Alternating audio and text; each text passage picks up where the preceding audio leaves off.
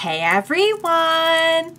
Welcome back! I am back today with another episode of Chernobyl, which is really weird to say in such a happy way. I'm not gonna lie. But I am looking forward to seeing more of the story. If you are joining me early today, you know what it means. It means you are one of my awesome patrons.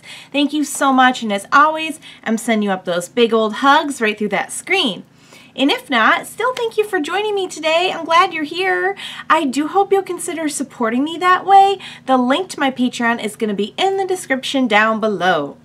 So we had a really good start to the series last episode. You know, I had mentioned like it felt at first like a lot of like a slow build. And I think that really adds to the intensity of the show that, you know, instead of having almost kind of like an action movie sort of pace, you know, it does have the pace of like, okay, a mundane day at this plant, and this is how this just like series of, you know, this kind of chain reaction of catastrophic events sort of unfolded, you know. I mean, obviously, I don't know why. You know, sadly, I don't know a lot about the actual history of the story, but in a way it's kind of good for the reaction that, like, I'm not coming in with a whole lot of background knowledge. I don't know exactly what caused the reactor to explode, because according to them, like, that should not be able to happen. But it's the initial damage is done, and we're just kind of watching, like, these series of events, like, unfold. And I think the setting of the, you know, kind of slow pace, mundane, like, okay, this is what's happened, this is, it creates this sense of realism that makes the story so much scarier, because obviously it really did happen, but I'm sure there's a very, like, cinematic way you could tell that, like I said, would almost be like an action movie pace.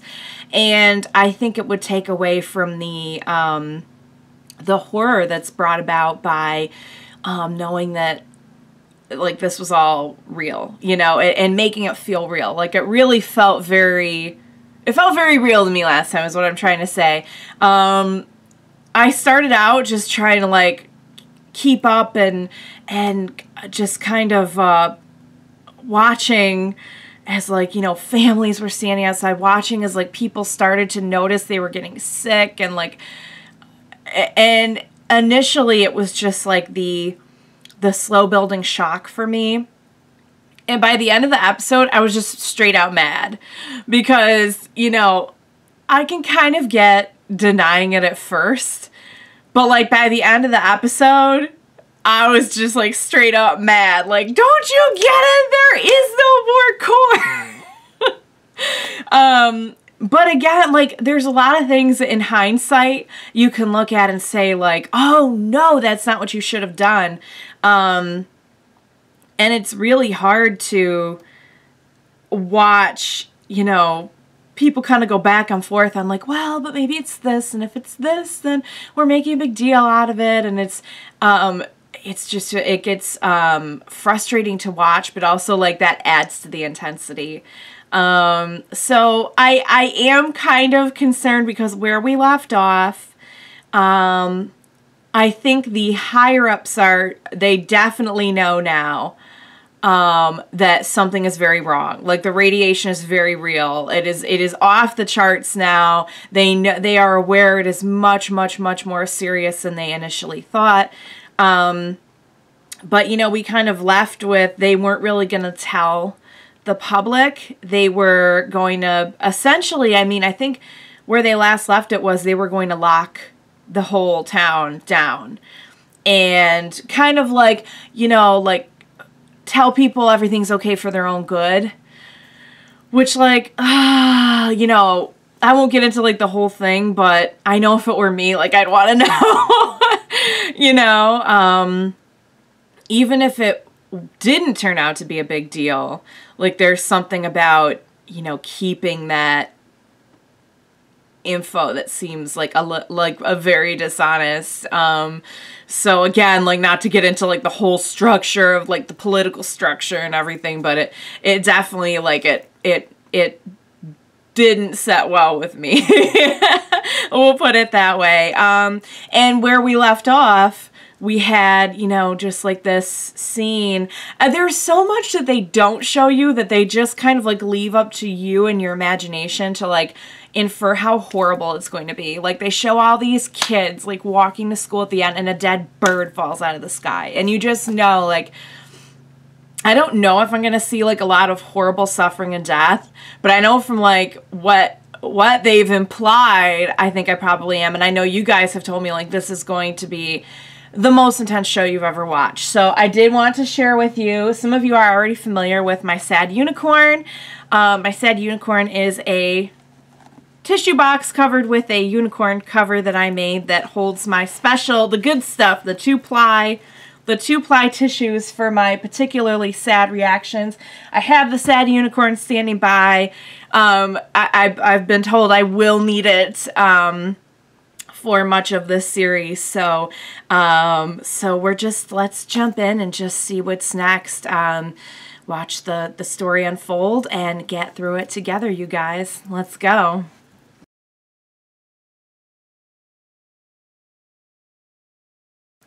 All right, you guys.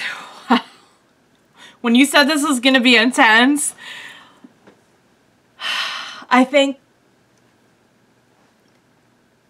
thought it was going to get better once everyone realized what was happening and they did something about it.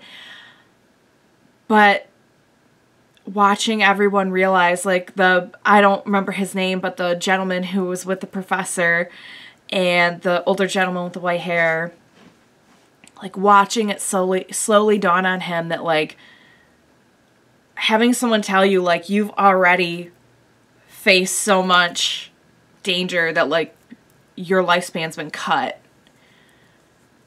Watching him try to process that just brought up like the frustration stopped, but then just like the dread set in. And I think at this, I don't know anything about, I really am like sorry to say I don't know a lot of the details of the event. Or any of the events afterwards. I'm guessing I would have heard about it if like several countries had been affected the way they were saying. But maybe they were affected and they just weren't affected as badly. I'm not sure. Like even at this point, they detected enough radiation that they were telling people to stay inside. I don't know like what the exact radius ended up being and like how badly it affected people. Like even they at this point don't really know like how much it's going to affect people. They're guessing many deaths and birth defects and cancer. But you know, after the series is over, maybe I'll look up, or maybe they'll kind of fill in, you know, have like an epilogue at the end. Or I know you guys, a couple of you have already come out and said like, you know, a few things from like other sources and would be willing to fill in some of those blanks, which would be great. But at this point, I honestly have no idea like how far it's going to spread or how badly it's going to affect people. But I would have to guess that the people that they evacuated, even though it was like still within like 2 days after, I would have to think they already had a lot of damage done. And we saw like how many people there were in the hospital who were already like so badly burnt, contaminated. They were flying people out. They were like medevacing people out. But you know, we can see how like before that nurse came along and was like, oh my God, they're contaminated. Get all their stuff off. We'll put it in the basement. I mean that, depending on how like easily it can contaminate the air and like anything it comes into contact with, like there were people like being treated by people without, well, not like treated without gloves, but like we saw that one nurse pulled the stuff off without gloves and got the burn. Like I don't know exactly how the radiation is spread and like transmitted, but I mean like already now you've got like so much contamination. I don't know where they're taking those people, or if contamination is going to be an issue when they get there, or like what's going to happen to them They're not just all gonna like go and like, we're gonna go to like a couple towns over and just all stay in a hotel. Like, you'll contaminate everything. Like, their clothing, everything must be so contaminated. I honestly don't know. I don't know what they're gonna do with them. I don't know. I just have to say, I sensed a potential breaking point when we saw the pets could not go. And when the little fluffy Toto looking dog was ripped from the person's arms and watching the, no, you know the scene. You know the scene. I can't get it. I'm going to start back up. You guys know, for folks that have been following me a little while, stuff with kids and stuff with animals really gets me. It's like a super trigger with me. So just like the chasing the bus, like you guys know, I won't get into it because I'll never stop. But anyway, they did a really good job of kind of cinematically presenting, you know, like there wasn't dialogue in that scene. We just saw like people, we saw carriages, we saw, you know, later on the episode, like all the empty homes and, you know, all these signs of life in an area that's just like quickly dying now. And like, I can't even imagine have to be taken, like, leave your home that way and everything. I mean, I'll be really, really interested to hear like some follow-up on everything. Because I just have no idea what happened to those people. I have no idea. But anyway, like getting more to some of the main story flow of this episode. I'm glad that people finally started listening. I feel like it was too late. So a big problem to me, and I know like at the time, and maybe this was part of the problem, is that they were dealing with things that were so kind of new and they didn't have a big, they didn't have a lot of logistics in place for like, what if there is an explosion? Because we know from the first episode, like those reactors just can't explode. It just doesn't happen. But just because it had never happened doesn't necessarily mean it can't happen. And my thoughts, like watching this episode in particular, was like, a lot of this could have been maybe not prevented, but I feel like the response would have been a lot different had there had been any contingency in place whatsoever for like, what if one of them just did blow up? Like, what will we do? Because, you know, we saw how that one professor had to kind of think on the fly, and he was right in a way with his solution. But because, like, you're just making these quick decisions left and right, like, he didn't have the info that, oh, well, there is water flowing in, and that's what would, like, create the explosion and set off the other reactors. Which, like, I don't know if they mentioned that, but I was thinking there was, like, one reactor. Knowing there's, like, a bunch, it just feels like ticking time bombs. It's so scary. But, you know, even, like, the way that some of the officials and politicians and everything were dealing with it, you can almost kind of see how, you know, you would be in a lot of denial at first if you just thought that, like, none of this was even a possibility. But the problem is, like, when you cut yourself off from that way of thinking, it, like, now those snap decisions in the moment that, like, can save or destroy lives,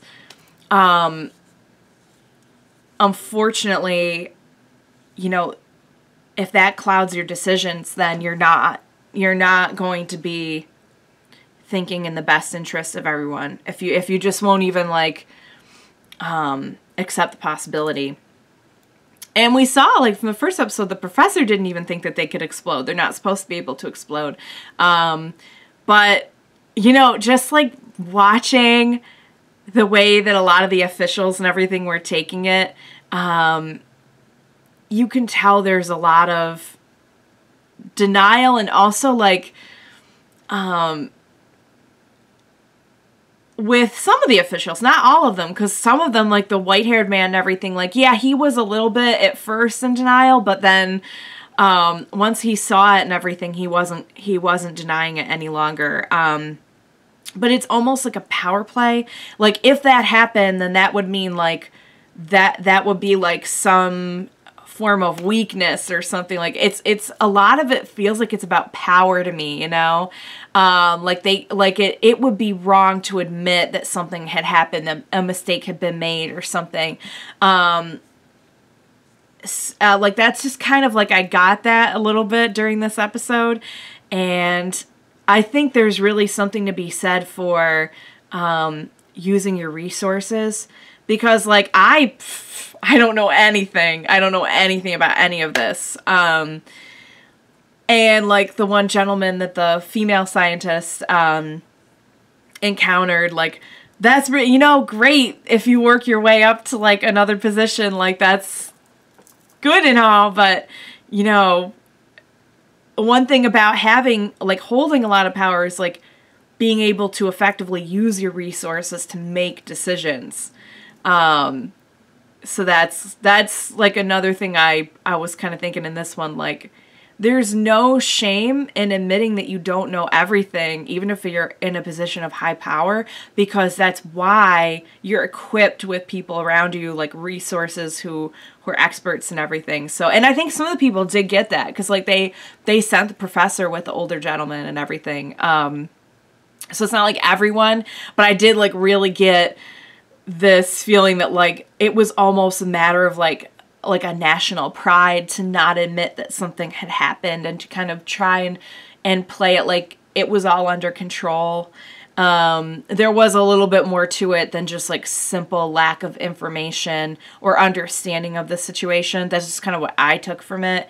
But, you know, you also see there's, like, incredibly brave people who are willing to lay down their lives, and, like, they wouldn't tell them at the end. I knew they weren't gonna let them tell them, like, you'll be dead in a week, but they had pretty much put it together that, like, this was going to seriously cut their lifespan. You know, with that same sense of, like, national pride, just agreed to, like, giving up their lives, basically, because like, you know, because of that same sense of national pride. So, I mean, it's really the bravery of those guys. Just, like, I don't think I could do it. I gotta be honest with you. Like, I don't know what I would do. It's very thought-provoking and it's very intense, but I don't know what's going to happen to those men. I mean, I think sending them in there was basically like a death sentence, but I don't really know how it's going to end, or, like, what's going to happen to them now that feels like they're kind of trapped in there. They have no lights or anything. I don't know, like, if one of them's got a match on them, that's probably not very safe to be doing down there, to be lighting a fire. I don't know. I don't know what's going to happen, but wow, very intense show. Very interesting to watch and watch it unfold. Very, very heartbreaking. And the way that they tell the story, but also in knowing that, like, all this really happened, like, I'm just, the stuff with the animals, you guys, is just going in the vault. I can tell you right now, it's going in the vault. I don't want to know it. I don't want to remember it. All right, we'll see what happens next time. At this point in time, I don't feel so broken that I can't watch the next episode. So I will look forward to watching the next episode with you guys. As intense as it is, I am excited to learn what's going to happen next, and hopefully, like, have some wins and have everything not be quite as bad as it's looking, but I don't really know. I don't know. All right, guys, I hope that I think enjoy is a little strong. I hope you found that as interesting as I did, and I hope you're looking forward to finding out more along with me next time. Thank you so much for joining me. Please join me next time, pretty please, because I need for us to watch it together. Bye for now, guys.